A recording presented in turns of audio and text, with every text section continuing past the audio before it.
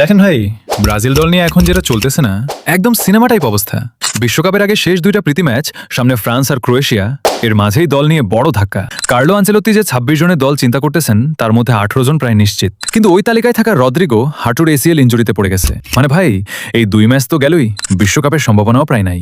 Rodrigo ছাড়া আসন্ন ব্রাজিলের ২ ম্যাচের জন্য যে ১৭ জনকে প্রায় নিশ্চিত বলে ধরা হচ্ছে, তারা হলো Estevao, Martinelli, Joao Pedro, Luis Henrique, Matheus Cunha, Raphinha, Vinicius Junior, Andre Santos, Bruno Guimaraes, Casemiro, Paqueta, Alexsandro, Douglas Santos, Eder Militao, Gabriel Magalhaes, Marquinhos, Alisson বেকার।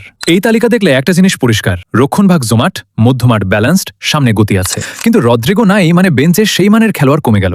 এসিএল চোট মানে কমপক্ষে ৬ থেকে ৯ মাসের জন্য মাঠের বাইরে। রদ্রিগো শুধু একজন উইঙ্গার না ভাই, বড় ম্যাচের ঠান্ডা মাথায় গোল করার অভিজ্ঞতা ছিল তার। এখন ভিনি আর রাফিনহার উপর অনেক বেশি চাপ পড়বে। সবচেয়ে বেশি আলোচনা হচ্ছে নেইমারকে নিয়ে। খবর মোটামুটি নিশ্চিত, এই ২ প্রীতি ম্যাচে তাকে রাখা হবে না। এটা কি শারীরিক অবস্থার জন্য, নাকি কৌশলগত সিদ্ধান্ত? ওই দিন কিংবদন্তি রোমারিও বলছে, আমি নিশ্চিত আনচেলত্তি নেইমারের ব্যাপারে ইতিবাচক। সে জানে নেইমার সুস্থ থাকলে তাকে ছাড়া বিশ্বকাপে যাওয়া যাবে না। আমাদের বিশ্বকাপ জিততে হলে দলে নেইমার লাগবেই। ব্রাজিল দলে তার মানের আর কোনো খেলোয়াড় নাই। আরেকটা বড় খবর, ডেভিড আনচেলত্তি আবারও ব্রাজিল দলের সহকারী কোচ হিসেবে দায়িত্ব গ্রহণ করেছেন।